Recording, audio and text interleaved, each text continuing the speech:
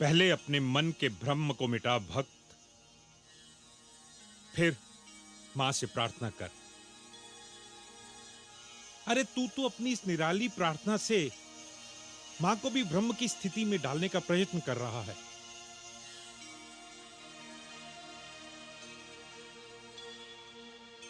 आप? मैं विजय सिद्ध सेन हूं, मां का अखंड पुजारी। विजय सिद्ध सेन, अहो भाग्य है मेरे जो आपके दर्शन हो गए। परंतु तुम कौन हो? मैं विदुर हूं। विदुर?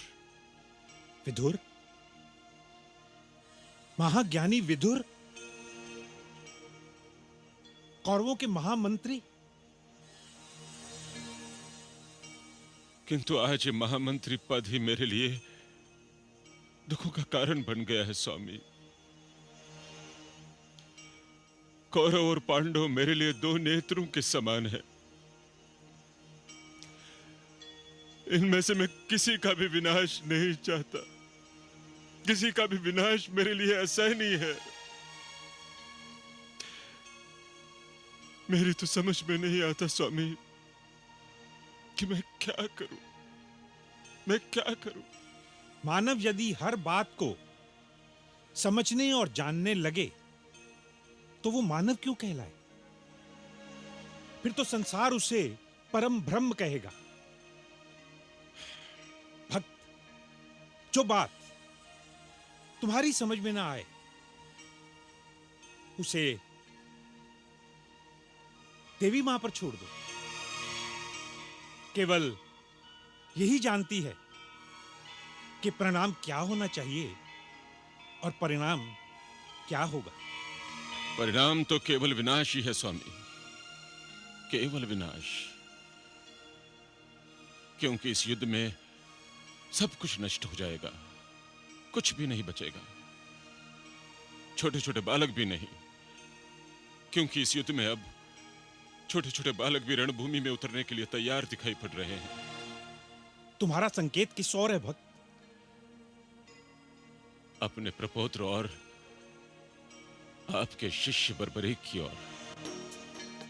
बर्बरीक? हाँ स्वामी, वो पांडवों की ओर से रणभूमि में उतरने की तैयारी में लगा हुआ है। तब तो मुझे तुम्हारे से सहानुभूति और कौरवों के दुर्भाग्य पर शोक प्रकट करना चाहिए। वो क्यों स्वामी? वो छोटा बालक नहीं, एक महान शक्ति है।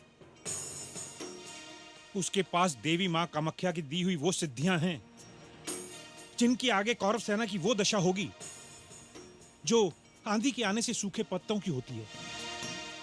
उसके पास 3 प्रलयकारी बाण हैं। एक लक्ष्य छेद देता है, दूसरा उसे भेद देता है। लक्ष्य चाहे एक हो या अनेक।